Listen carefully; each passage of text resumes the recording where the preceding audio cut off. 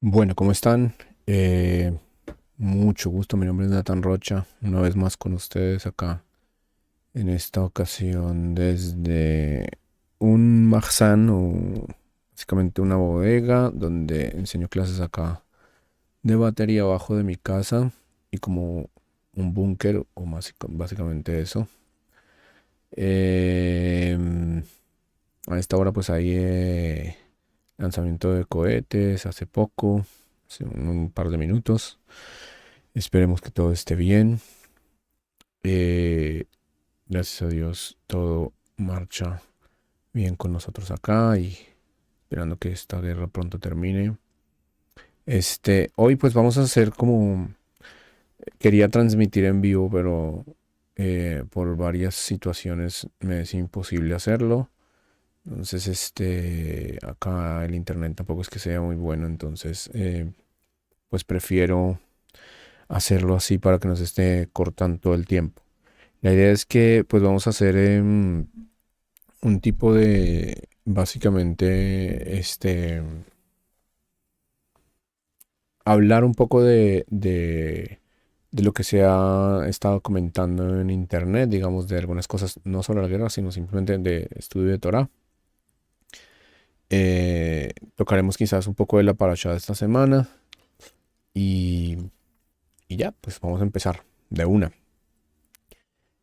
Varias cosas que se han tenido o que se han estado haciendo, que se han estado hablando dentro del margen pues de las redes sociales y esto, o yo he estado pendiente mucho de el toma y dame, por decirlo así, entre dos personas con las que hablo, que es Ricardo Esquivel y Ángel, que se lanzan, digamos, videos el uno al otro, refutándose el uno al otro, que me parece que es un acto pues, que es sano en el acto en el ejercicio más bien del debate, me parece que es un acto sano, que es un acto que más allá de si la persona refuta o no, o si está caliente la conversación, eh, o más allá de quién está exponiendo qué, pues me parece que sí que el acto de refutar entre las dos personas es válido. Mm, yo entro aquí más que todo para filtrar información y para aclarar algunas cosas. Porque, pues, yo diría que como judío, pues, que ellos estén debatiendo y que afirmen cosas, pues, diría que es como irrelevante. Me es irrelevante. Pero en realidad, por dos razones no me es irrelevante. Por una pues porque digamos que ambos son personas con las que trato. Más que todo Ángel, digamos que he podido compartir un poco más con él y todo. Entonces, me parece, digamos, honesto, digamos, reaccionar, aunque hoy no voy a hacer reacciones a videos ni nada, simplemente voy a tocar los temas que ellos han tocado, hacer un resumen. Y por otro lado, pues Ricardo, que hemos tenido algunos roces, pero que por lo general, pues hablamos en términos amables. También me parece válido analizar algunos puntos de vista de él. Desde ese orden de ideas, a mí me parece que, voy a un momento, ya apago el ventilador que estaba haciendo bastante ruido. Eh, Me parece que desde el punto de vista del debate, del diálogo, han salido temas bastante interesantes. Digamos, en el caso de Ricardo, indagando el contexto siempre como que trata de traer temas a la mesa, discusiones bastante interesantes, que a mi modo de vista, pues merecen, digamos que, bastante atención. En unos videos anteriores él trajo, por ejemplo, el tema del Shabbat o del día, si empieza en la mañana, en la tarde. Yo he tratado acá pues como de argumentar, refutar algunas cosas que a mí me parece que aportan mucho. Y hoy, en medio de las discusiones entre ellos, escuché varias digamos, premisas que a mí me llevan a pensar que más allá del análisis de la Torah, hay algunas cosas que no se están diciendo que me parece importante que se digan, como por ejemplo las técnicas o los métodos de estudio, los métodos de análisis que se usan cuando se está estudiando la Torah. Y me parece que en ese caso, Ricardo Esquivel de pronto no los ha usado de la mejor manera. Para mí, no los ha usado de la mejor manera. No ha usado pues esos términos, digamos, o esas metodologías de una manera provechosa. Disculpen que tengo el WhatsApp abierto, pero básicamente tengo que estar acá revisando que todo esté bien en casa, ¿no? Que no haya sucedido, que no suceda alguna cosa grave, Dios no quiera, con la situación de la guerra acá. Varias cosas que hay que tener en cuenta o varias cosas que me parece a mí que es necesario que se traten, que es necesario que se digan y las vamos a resumir acá. Gracias a las personas que han visto este video, 6 minutos, voy a entrar en materia con primero el análisis de la discusión entre Ricardo y Ángel, muy corto. Me parece que ha sido una discusión amable en los términos pues del debate, de la discusión. Yo por lo menos hace unos días estuve viendo algunos videos del profesor, digamos que, o la persona a la cual, una de las personas a la cual Ricardo se remite en sus fuentes para investigar, que es, creo que se llama Duque Ola, no sé si sea el nombre, el apellido, un nick o algo así. Nunca he escuchado un nombre así. Entonces, lo cito. Entonces, me parece que Duque Ola hace un buen trabajo de análisis y de metodología acerca de la traducción del hebreo. En general me parece que el análisis que hace Ricardo Esquivel y Duque Ola con respecto a el concepto, o más bien el contexto semítico antiguo para analizar la Biblia o la Torá, digamos, me parece interesante. Yo siento que es necesario, ¿sí? Ese contexto, analizarlo, me parece que es muy, muy interesante. Sin embargo, mi reproche va en la metodología. ¿Por qué en la metodología? Porque cuando se revisa el Tanaj desde el punto de vista arqueológico, estamos remitiéndonos a fotos, a imágenes. Estoy hablando en sentido figurado, por supuesto. Tengo que estar subiendo esta cosa siempre porque siento que se cae un poco. Me refiero a un análisis fotográfico en términos alegóricos, una recolección, como un rompecabezas, recolección de imágenes, de investigaciones, de historias, de contextos, de digamos, escenarios que están basados en una investigación, por supuesto, investigaciones serias, pero al fin y al cabo supuestos.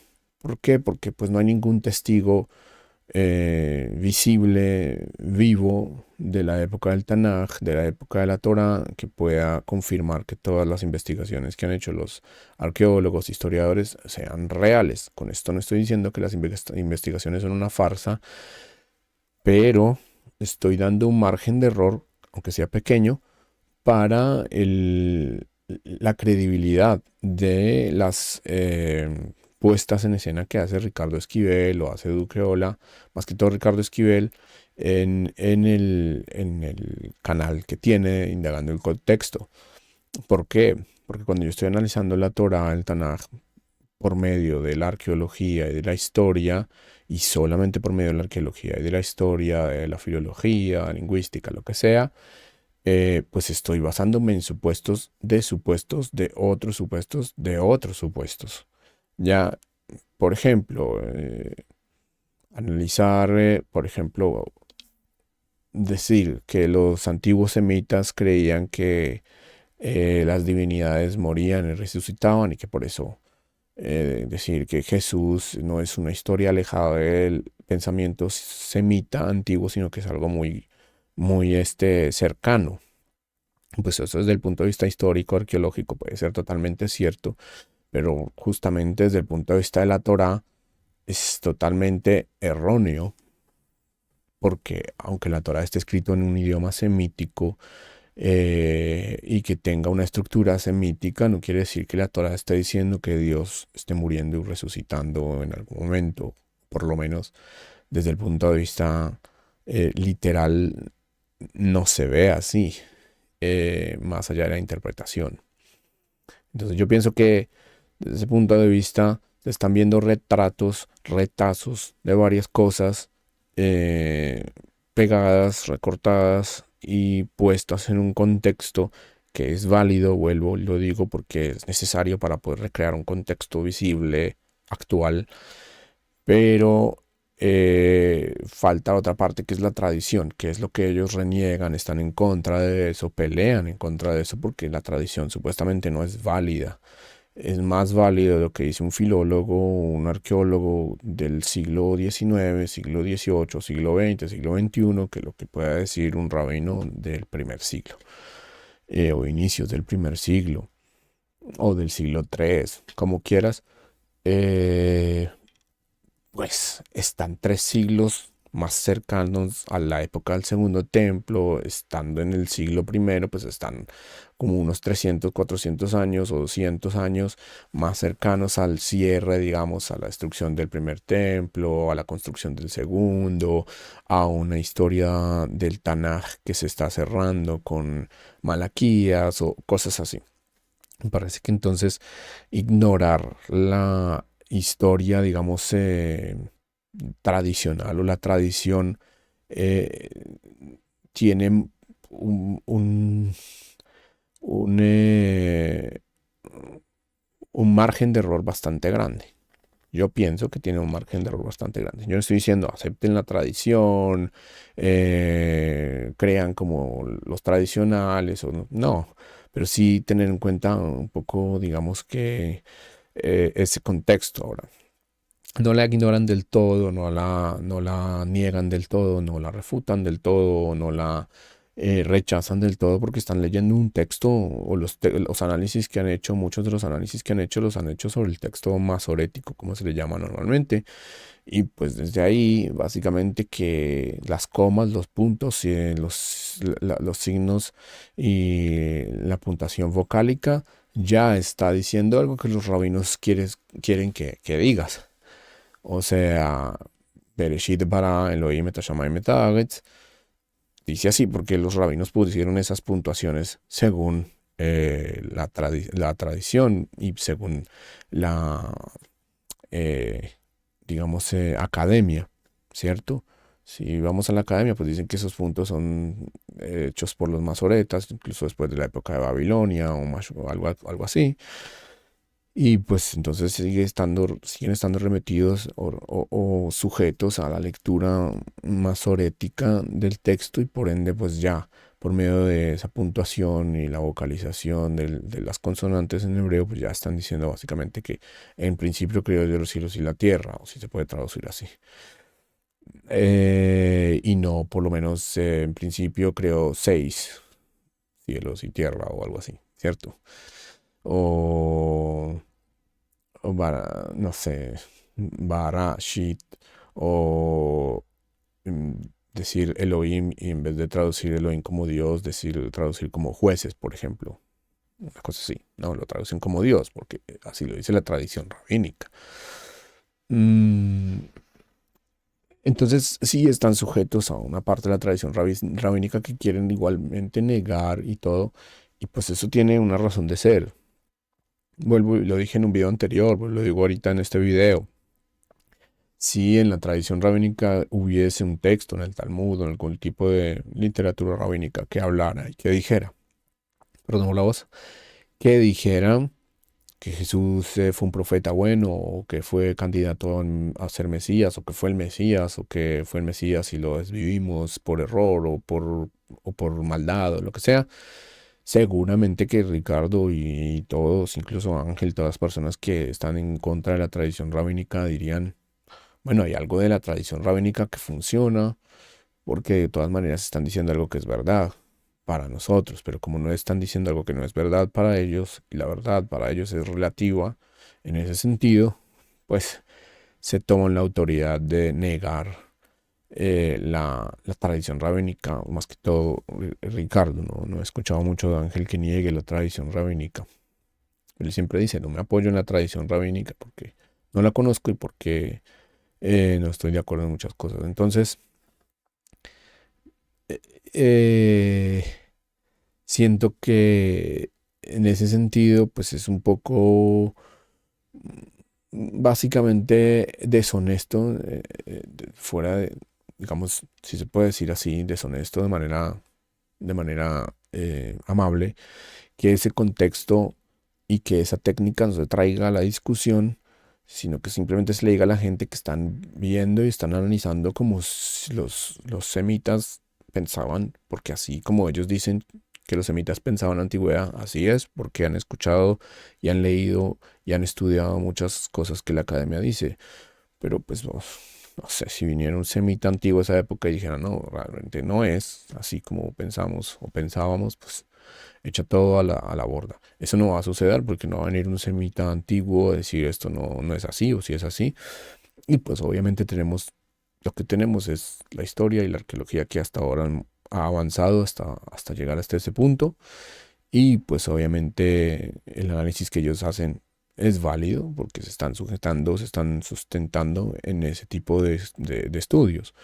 Pero el negar o rechazar de plano la tradición rabínica hace que la Torá que ellos estudian se vea como un montón de retazos pegados, unidos con goma de mascar y construyendo un contexto que aparentemente es exacto, pero que tiene muchos baches que han sido llenados con interpretación de ellos, básicamente, o interpretación de cualquier otro profesor.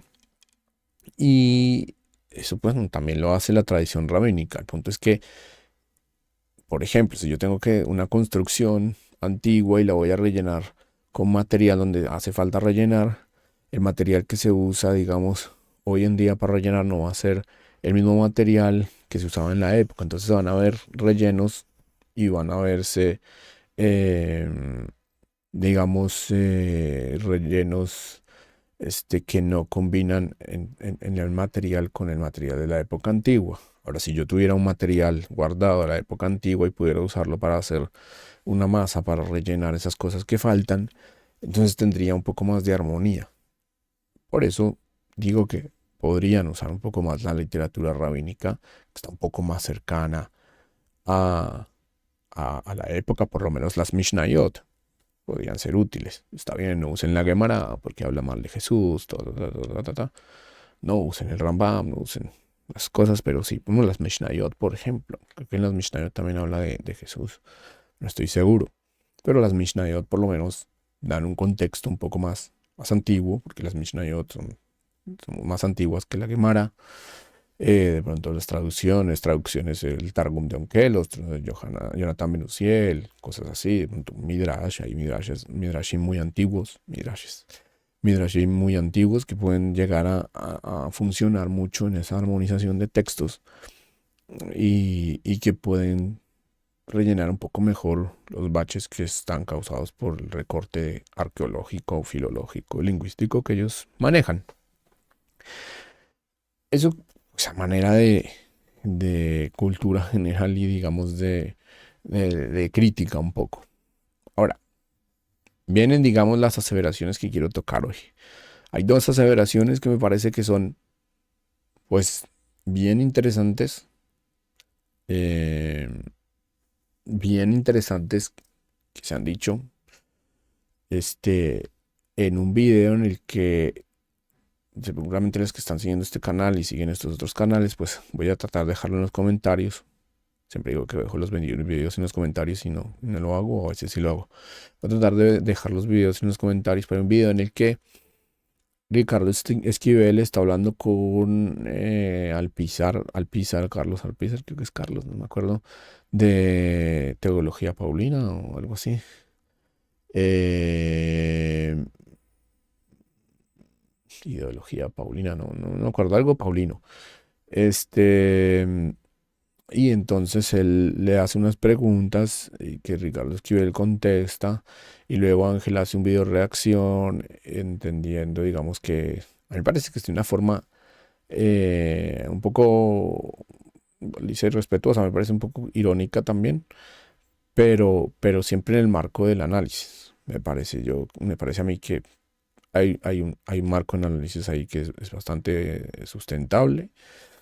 Y Ángel pues hace unos análisis y también dice unas aseveraciones que nos ponen a pensar en varias cosas. Entonces voy a ir con el recorte, digamos, de lo de Alpizar y lo de Ricardo Esquivel. Más o menos estoy parafraseando y si Ricardo ve este video, o Alpizar, no creo que vean estos videos, o Ángel, pronto pueden corregirme en eso. Pero básicamente en una pregunta, eh, Alpizar está tratando de ver si Ricardo Esquivel entra como judaizante, raíces hebreas, alguna cosa así. Ricardo Esquivel siempre se ha perfilado como una persona, o sea, es más bien desmarcado de esos títulos, de judaizante, de raíces hebreas, de todo esto. Yo no lo voy a encajar en ningún título, simplemente voy a decir lo que él respondió. Y en una de esas preguntas, bueno, Alpizar le pregunta sobre la Trinidad, por ejemplo, y también le pregunta sobre la alimentación, la dieta. Y hace otras preguntas, ¿no?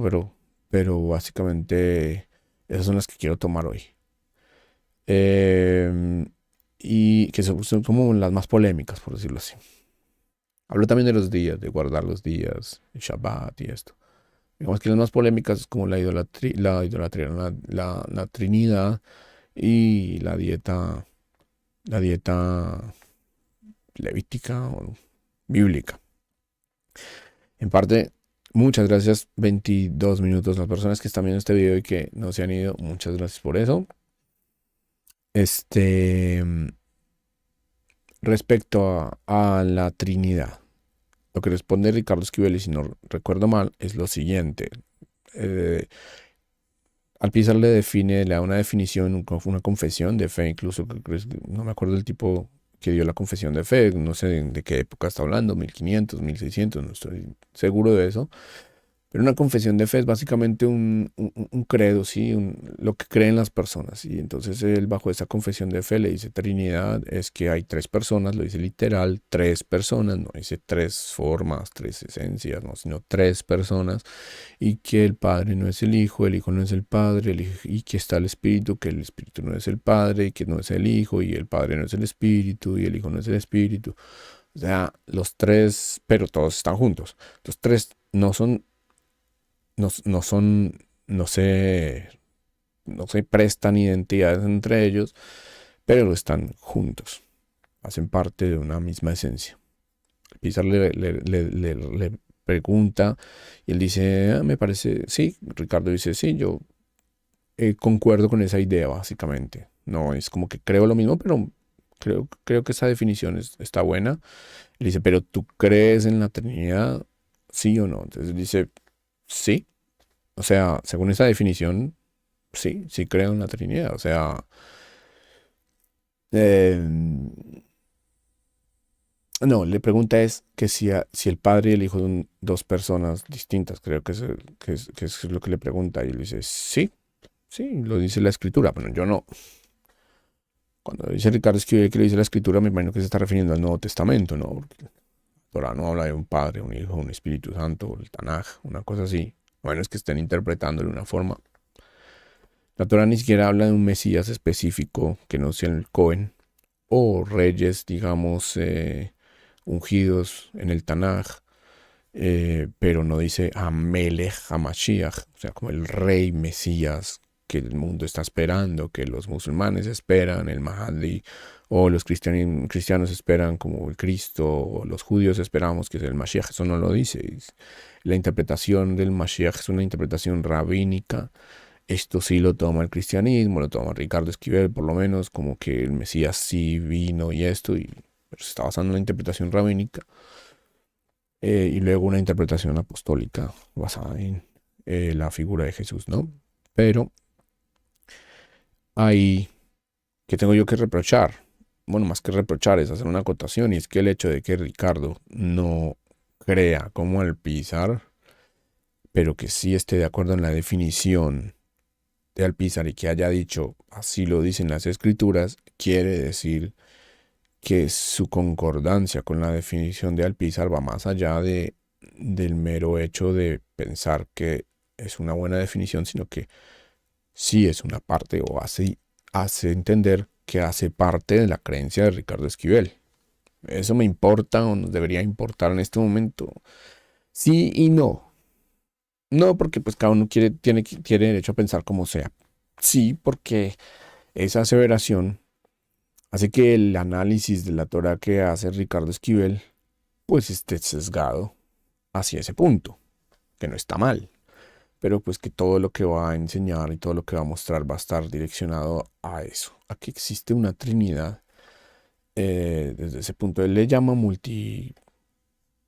multiforma o multiexpresión, no me acuerdo cómo es el término que existe, que dice, pero es un Dios con múltiple forma de presentarse, no sé, algo así.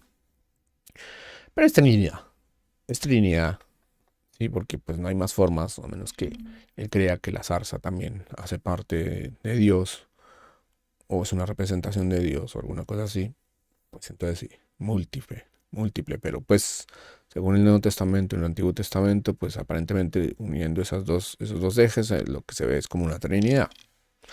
Desde el punto de vista definitivo, pues pienso que Ricardo sí está sesgado con la Trinidad, y por ende, pues eso representa, pues para mí nada, pero para las personas que le siguen y que han empezado a adoptar varios conceptos que le estaba enseñando, pues representa como un problema.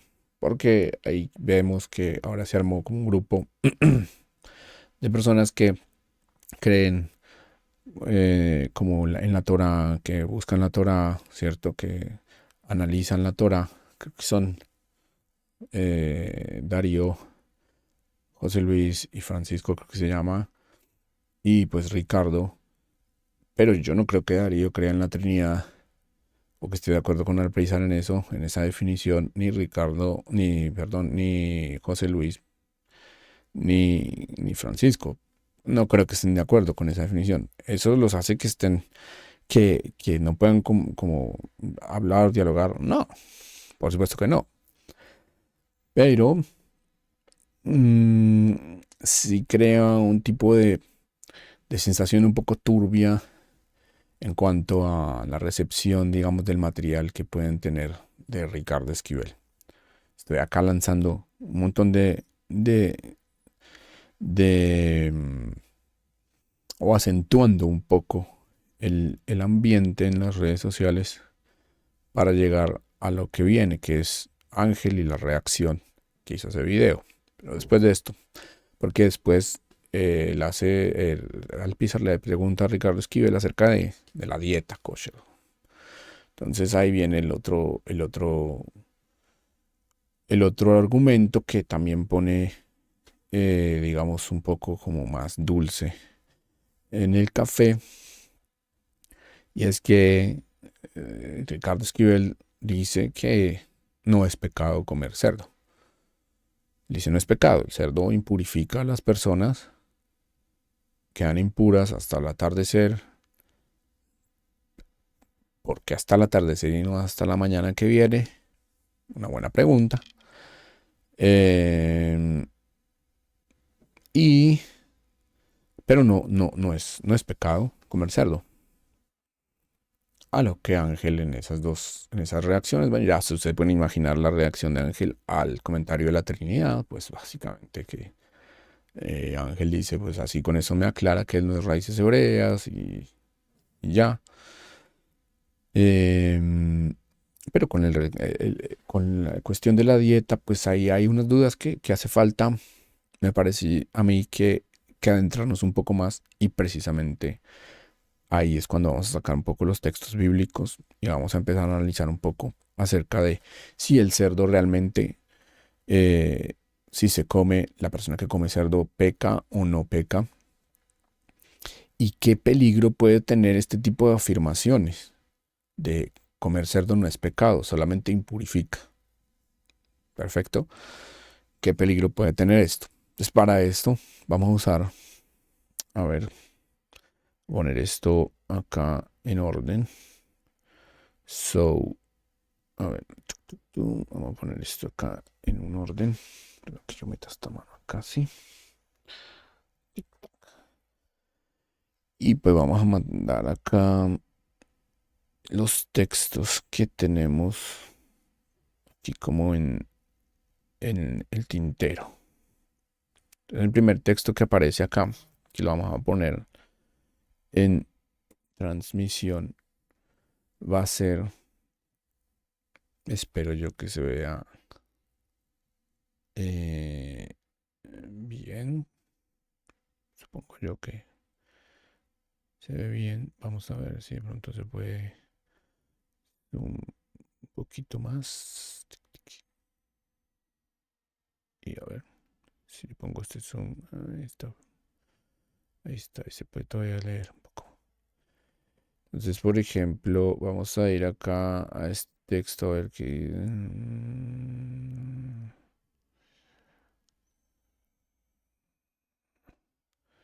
Yofi. Entonces, por ejemplo, con respecto al kashrut, que dice este Ricardo Esquivel que pues que eso no aparece en la Torah el término kashrut o kasher. Vuelvo y digo, cuando se analiza la Torah desde el punto de vista filológico, arqueológico, todos estos términos, obviamente, pues hay muchas cosas que no van a aparecer, ¿ya? Pero según la tradición, pues esta es la palabra apta para hablar de kashrut, de alimentos prohibidos y permitidos. Kasher. Kasher es también como un enlace. Sí, es apto, pero también eh, es digamos, como propicio. Alimentos correctos. Ya. Valga la aclaración, me gustaría aclarar esto. Hay una palabra que están usando mucho sobre el pesher, que eso es otra cosa que quería hablar, pero no lo va a tocar ahora. La discusión de Ricardo con Punto Breslev sobre el pesher. No, los judíos no saben qué es un pesher. O sea, pues en el término, en el hebreo moderno, pues uno puede decir que sí, el pesher es como el significado de algo. Pero en la Torah, cuando ustedes van al texto, por ejemplo, yo aquí voy a buscar, por ejemplo, acá. Sí, este es el filtro que yo uso para buscar cosas. A ver a ver si lo tengo acá claro. A ver, tic, en hebreo. Vamos a poner acá la palabra pesher. Tiene que salir un montón de 27 totzaot, 27 registros. La palabra debería estar llena de pesher. En la Torah debe haber esta palabra pesher, coelet. Esto está en Eclesiastés, en el libro de Daniel. Daniel está lleno de esa palabra pesher, por supuesto. Daniel y Daniel. Tov. No hay otro lugar en donde llamas esta palabra pesher. Por cierto, que es una palabra que no se usa en términos legales. La palabra pesher no se usa en términos legales porque pesher está relacionado más a una interpretación propia que busca traer un análisis de un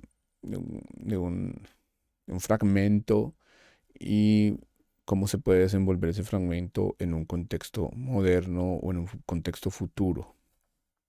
Ya, No hay un análisis metódico acerca de eso. Sí, es como que, ¿y eso qué quiere decir? Es básicamente el Pesher. ¿Sí? Eso traduce Pesher. ¿Qué quiere decir eso? Sí, ay, vi un sueño, le cuenta a alguien, ¿no? Soñé algo, no sé, soñé con tal cosa, con esto, con lo otro, ¿y eso qué quiere decir? Eso es Pesher, más Pesher. Entonces se pregunta, más Pesher. Sí. ¿Qué quiere decir eso? Y si usted le pregunta, no sé, a un barrendero, le puede dar su contexto de lo que es Pesher para él. Esto quiere decir que usted debería hacer esto y lo otro. Usted le pregunta a un rabino, le pregunta a un doctor, le pregunta. Cualquier persona va a dar un Pesher. Ahora, dentro de la estructura judía del cuerpo legal, de cómo se analizan los textos, el Pesher está mucho más abajo de lo que es Peshat, lo que es Drash, lo que es un Sod, lo que es un Remes, está mucho más abajo porque es un contexto que no está ligado ni siquiera con lo que está escrito. Es básicamente lo que está escrito, pero mi interpretación es esa. Ni siquiera el Pesher, la palabra Pesher aparece en los sueños de José cuando el faraón sueña y José le está, el faraón que está soñando, José le está interpretando los sueños, no, no aparece la palabra Pesher. Ya. Entonces vemos pues que no es un término legal que se maneje en una yeshiva. Por eso el hecho de desconocerlo no quiere decir que la persona no tenga conocimiento del hebreo o alguna cosa así, sino que pues básicamente pues no se conoce. Es como que un cocinero tratando de que no sabe fritar unas papas, pero pues un cocinero de Latinoamérica que no sabe fritar falafel, pues nunca vio un falafel, bueno, no saber cómo se frita, ¿cierto? Entonces va a tener que estudiarlo y todo, no hace más o lo hace menos. Parece que es un poco, digamos, irrelevante, pero quería aclararlo. Ahora vamos a ir al texto, pues, que estábamos analizando, que me parece que es oportuno, y este va a ver Hashem el Moshe ve el Ahagón lemor alem. Dabru digo a Hashem a Moshe y a Aarón diciendo a ellos, habló Moshe diciendo a Moshe, habló Hashem a Moshe y a Aarón diciéndoles a ellos, hablen con los hijos de Israel, díganles, Zot haya asher tochelu mikol abehema asher al haaretz. Esta es la bestia, digámoslo, el animal que van a comer de todas las bestias que hay sobre la tierra. Y empieza, no dice absolutamente nada de jatá, de una ofrenda de pecado. No dice que estas son los animales que van a comer y si comes de estos vas a tener bendición. No, no dice nada aparte de eso. Dice, Kol mafreset parsa veshasa shesa pegasot malat guerra bebema otatogel. Sí, como que los tienen, la parsa es esto, la pezuña hendida. Y los que tienen, ¿cómo se dice? Veshasat shesa. Eh, sí, tienen como pezuña hendida, tienen, ¿cómo se dice eso? Sí, básicamente como que no tienen una garra acá, sí, como el camello, por ejemplo, el camello no se puede comer, tiene una garra ahí. Eso, entonces, esos animales van a comer. Van a comer todo eso, entonces empiezan a analizar un poco animales y entonces vamos a ver el punto. El conejo no se puede comer. Y aquí está el punto. Ve hazir, el cerdo, que mafris parsa, tiene pezuña hendida, u shosa shesa, y no tiene una garra, ¿cierto? Veu gera loigar, el no, ¿cómo es? Eh, a ver, creo que este es regurgita, creo que es esa palabra. Que come, pero no tiene como estómago como el de la vaca. Creo que esa es la palabra. Sí, yo no me sé todos los términos en hebreo. Ya, pero puedo pues buscar acá el comentario. Tame u lahem. Ese es, ¿cómo se dice? Prohibido para ustedes. Ese animal está prohibido para ustedes. ¿Por qué está prohibido para ustedes? Está prohibido para ustedes porque los va a impurificar. ¿Sí? A ver, vamos a ver qué nos dice este texto. A ver, vamos a abrir un poco acá esto más. Yo lo abro acá en pantalla gigante. Ustedes no lo ven en pantalla gigante, pero yo abro acá. Eh,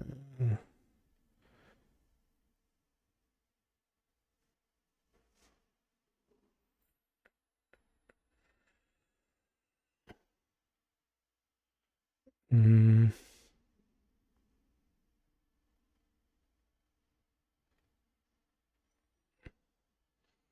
ujú. Mira, por ejemplo, acá. Aquí con Farshim.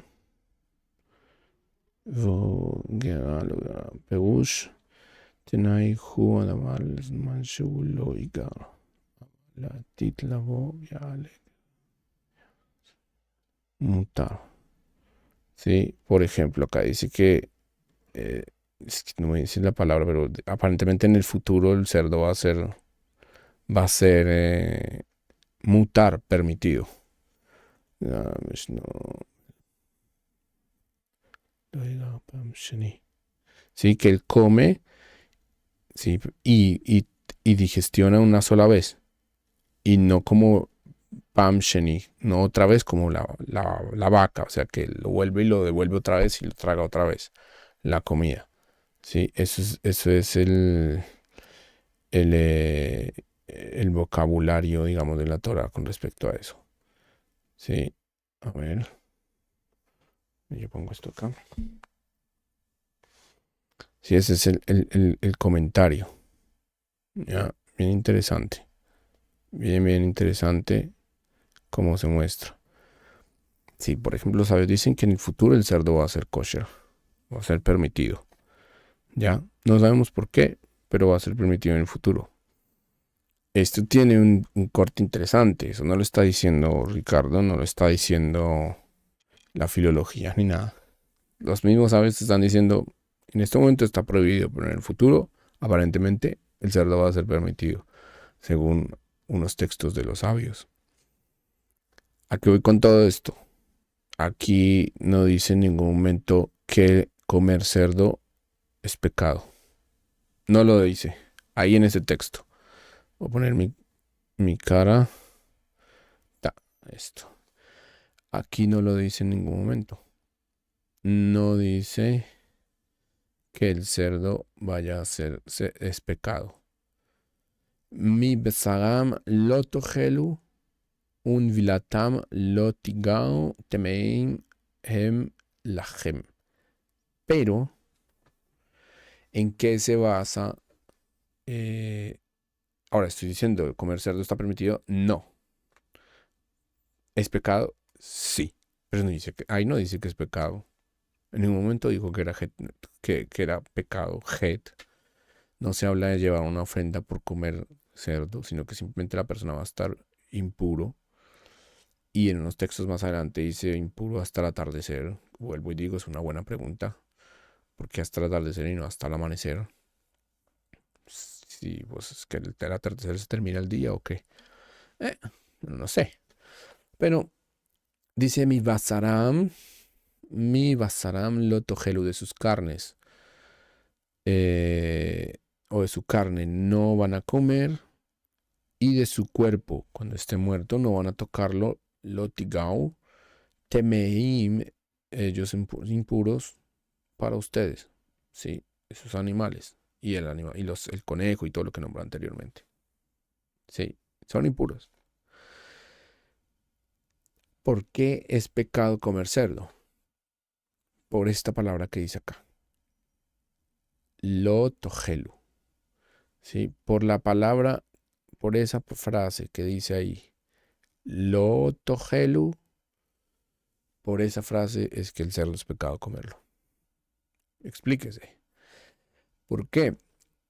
Porque aquí el inciso está diciendo que es pecado comer ese animal, pero no porque el animal haga que la persona sea pecadora. Ya vimos un texto, no lo mostré acá porque estaba mostrando mi cara, pero en texto dice, algunos sabios en la interpretación dice que en un futuro el cerdo basado en la palabra igar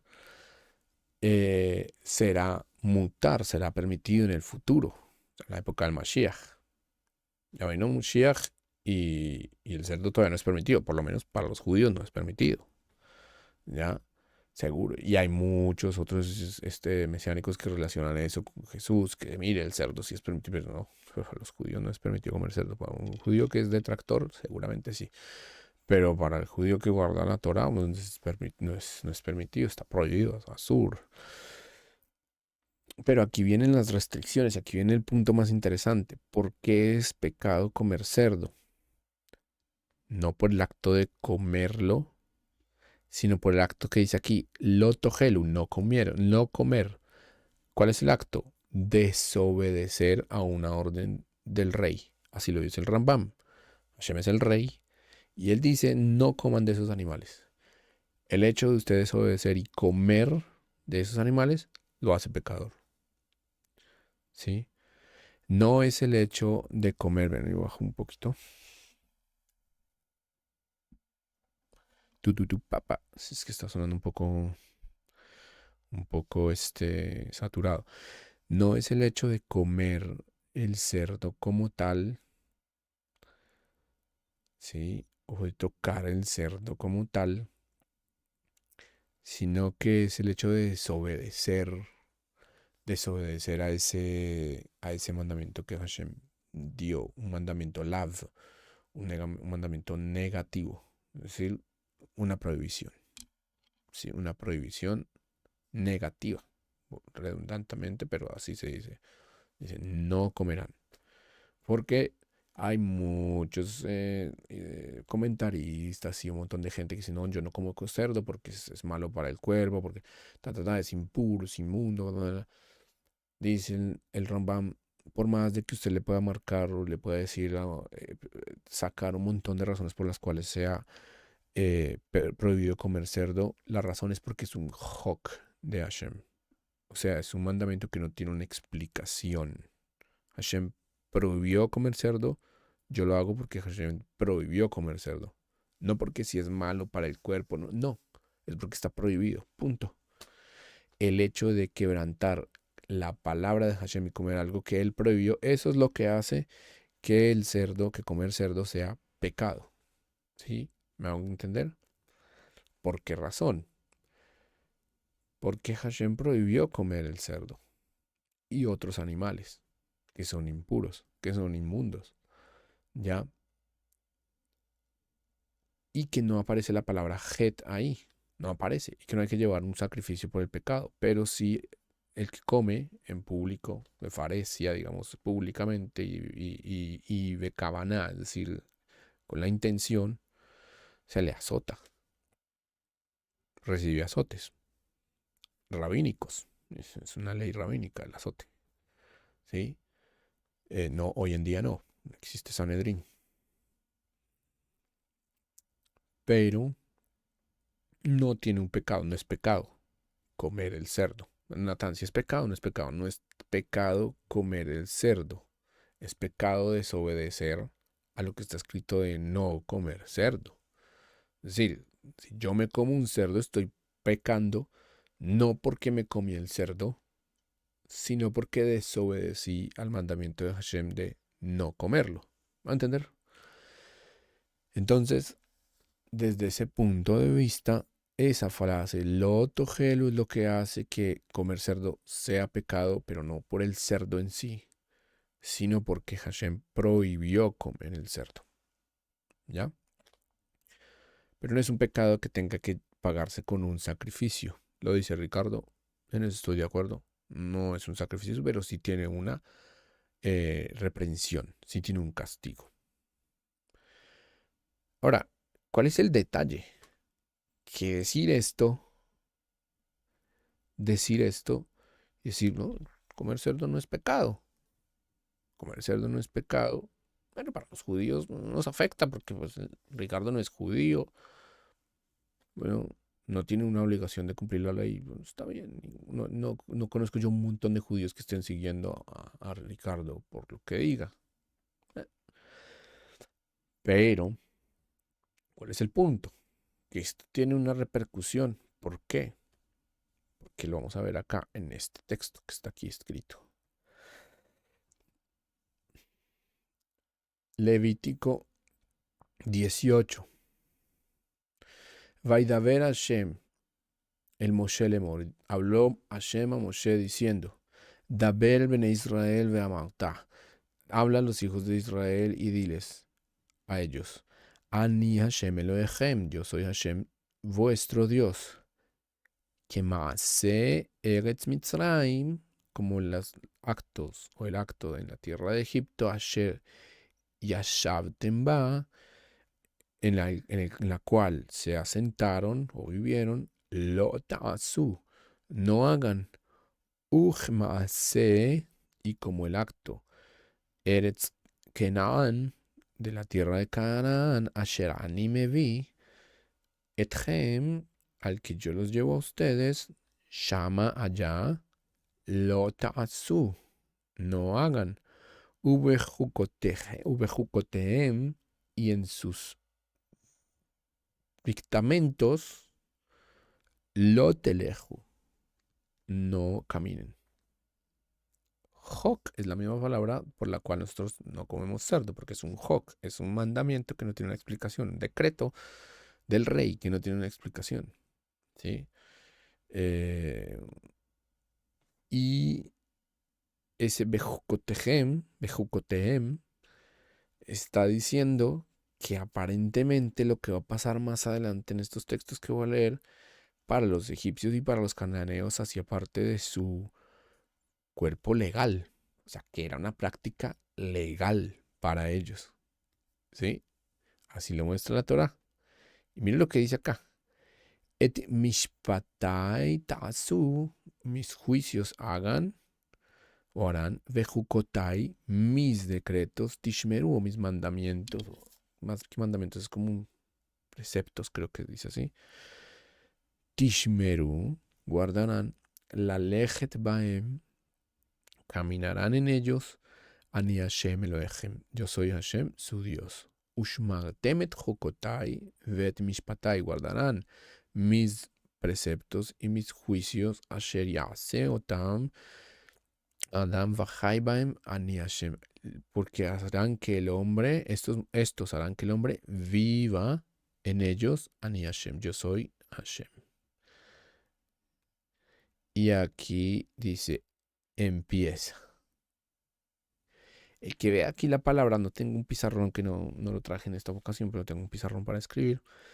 La palabra het, que me diga, que me escriba en los comentarios. Ish, hombre, hombre. El kol sher besago lo tikrivu legalot erva ani Hashem. ¿Sí? Hombre.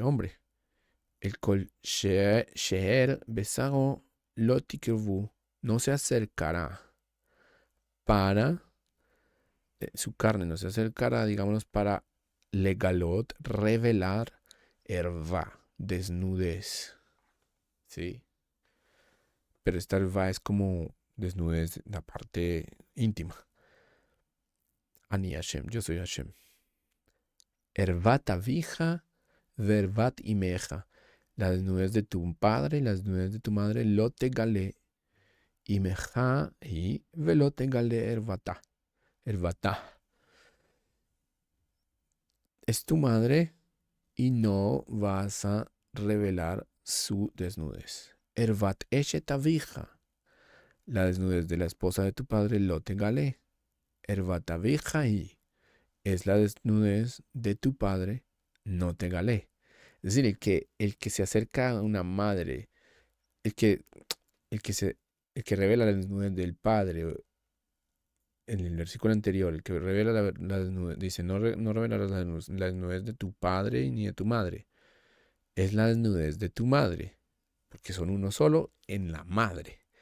Es como si estuviera revelando la desnudez de la madre. Aquí, Eshet Avija, la esposa de tu padre, lo tegale ervat, Avijai. Es como si estuvieras revelando la desnudez de tu padre. Estamos hablando de Eshet Avija, digamos como una madre postiza. ¿Sí? Ervat Ajoteja, la desnudez de tu hermana Batavija, perdón, Ajoteja, ¿sí? De tu hermana hija de tu padre, o Batimeja, hija o hija de tu madre, Moledet Bait o Moledet Hutz, que haya nacido en la casa o que haya nacido afuera, lo te galé, no revelarás. ¿Y qué dice? No revelarás Ervatán, sus eh, desnudeces. Ervat, bat bineja, la desnudez de la hija de tu hijo, o bat biteja, o la hija de tu hija, lo te galer batán, aquí no va a ser revelar esa desnudez, kier bat jaena, que es como si fuera tu desnudez.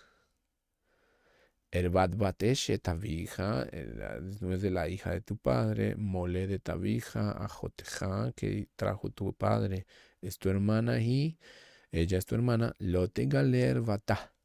No vas a revelar su desnudez. Ervata hot avija, la desnudez de la hermana de tu padre. Lo te galé sher avija, y porque es tu padre. Es como tu padre, ella es como si fuera tu padre. Ervata jota imeja, la hermana de tu padre. Lo te galé kisher imeja, y porque ella es como si fuera tu madre. Ervatají avija, la desnudez de tu hermano, perdón, hermano de tu padre Lote Galé, el Ishto Lotikrav, a su esposa, no te acercarás de Dathai, es como Dodathai, es como tu tía. Y un montón que sigue ahí.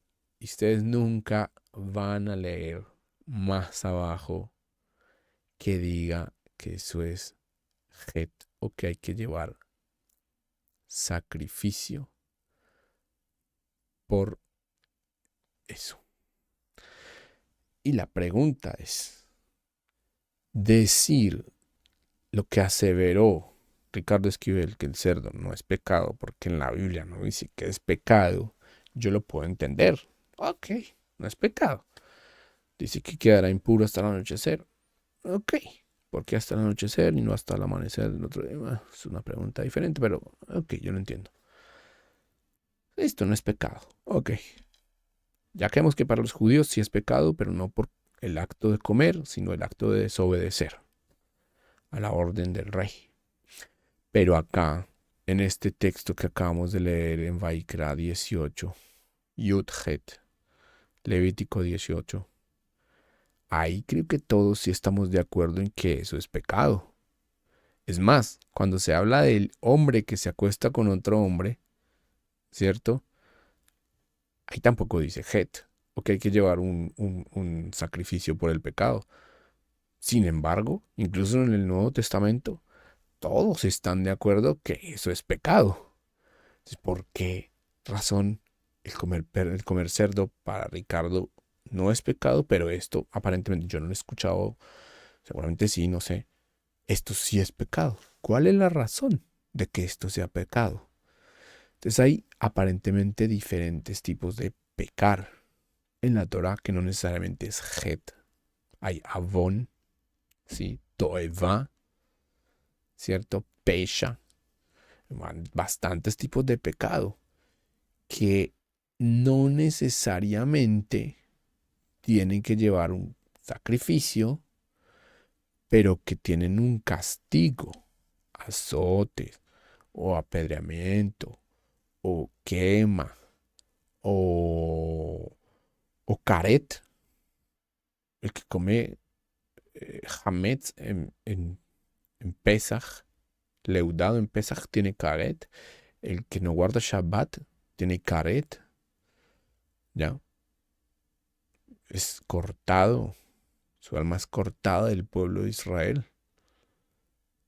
Entonces aseverar que que comer cerdo no es pecado, llevaría a pensar a las personas que cuando la palabra het no aparece en la Torah, pues lo que está ahí escrito no es pecado. A mí, como judío, pues eso no me interesa. Porque, ya digo, ellos no son judíos. Bejucotai Shel Mitzrayim, o sea, en las leyes de los egipcios, de los cananeos, no vayan a ser ustedes. Son las leyes de los cananeos, de los egipcios. No tiene para mí relevancia alguna. Pero no. Pero no, porque estas personas están empezando a acercarse a la Torah y podrían interpretar la Torah de una manera que no es honrosa. Y podrían llegar al Hilul Hashem, que es como Hilul Hashem, que es como maldecir el nombre, Haz de Jalila, del Creador, ¿sí? Como blasfemar contra el nombre de Hashem, como ridiculizar el nombre de Hashem. Entonces me parece que sí vale la pena, como judío, aclarar un poco la metodología de estudio y cuando se está estudiando la Torah bajo un marco contextual como es el contexto histórico, arqueológico, es perfecto. O sea, chapó, mis aplausos, perfecto. Pero por favor, metámosle un poquito a esto de interpretación y armonización. Y esto, bueno, ahorita lo interpretamos sin ninguna ley rabínica ni nada. Pero, pero esto, pues, los rabinos, incluso en el Nuevo Testamento, llegamos a una conclusión de que un hombre que se acueste con otro hombre, un hombre que se acueste con su hermanastra, hermana, es pecado. Por lo menos yo creo que es pecado, ¿no? O sea, a menos que crean Ricardo y todas las otras personas. Porque no aparece la palabra pecado, entonces no es pecado. Pues ahí está. Que entre otras cosas, eh, el hecho de que los sabios digan que el cerdo en el futuro va a ser permitido, no quiere decir que esto en el futuro vaya a ser permitido. Es como armonizar, cómo entender por medio de la tradición y por medio de los datos históricos, arqueológicos que estamos de acuerdo que existen, que el Ibn Esdra los utilizaba, que el Ibn Esdra escribe una carta al Rashbam refutando que el Shabbat empieza en la mañana, una carta grandísima que leí ya, eh, que muchos rabinos han usado el marco geológico, bueno, no geológico, es lejano, el marco geográfico, histórico, arqueológico, lingüístico, para analizar la Torah, eso no se puede negar, pero siempre bajo el marco de la Torah misma, porque la Torah misma es un cuerpo legal único que vincula a Israel o que es más una garantía para que el pueblo de Israel pueda entrar a la tierra prometida. O sea, no se puede ver como simplemente un libro histórico permeado por varias culturas semíticas, sino que precisamente lo que está diciendo el libro, acá lo acabamos de leer, es que no hagan como las culturas semíticas, por ejemplo, de Canaán, o ya las culturas africanas como el imperio egipcio y esto, sino que van a ir bajo los hukim, preceptos de Hashem. Y desde ese punto de vista, creo yo, ya para terminar esto, que hay que tener un poco cuidado con las metodologías de estudio y cómo se difunde la información a la gente. Es que no es salir a tirar, iba a decir la palabra, pero como en contexto de guerra no quiero como seguir haciendo más apología a esto. No es como salir a fritar panqueques y mandarlos por todo lado, ¿no? Sino que es que, porque esto puede ser incluso una receta kamikaze, o sea, puede ser que por estar diciendo muchas cosas, en realidad lo que estás diciendo es cosas muy fuertes que pueden llevar a las personas a pensar en cosas que no son correctas. Entonces a mí mi consejo, o más bien que un consejo no, porque yo no soy para ellos nadie como para darles un consejo, pero sí como que mi recomendación a las personas que ven estos diálogos, tanto míos como de Indagando el Contexto, de Ángel, de cualquiera de los canales de las personas que estamos vinculados, metidos, sea de la tradición que sea, de la confesión que sea, lo que sea, es que sí traten de sopesar un poco bajo un contexto de varios puntos de vista, y traten de adquirir lo bueno y rechazar lo malo de una manera honesta para ellos, sin importar su credo, su religión. Sí que traten de analizar, porque es que el hecho de que, bueno, yo no tengo un canal de miles de personas, pero si ya dos, una persona me está escuchando, estoy poniendo en peligro porque de pronto esta persona cree que yo porque estoy hablando algo aquí tengo autoridad de pronto de decir cosas y que él puede de pronto tomar cosas de mí, pero si él las toma y está haciendo algo que yo estoy diciendo que de pronto esté mal hecho, pues básicamente estoy siendo culpable de muchas cosas. Me parece que esto que tenemos nosotros de redes sociales, que podemos decir lo que queramos, se puede usar de manera buena, pero también puede ser un, una espada de doble filo.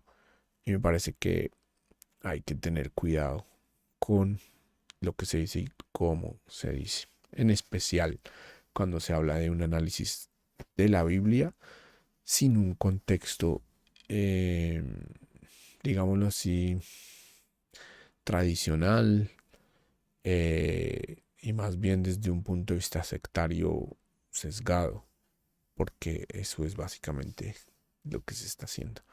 Cada uno desde su punto de vista, basado en las investigaciones de otros, pero sacando sus propias conclusiones.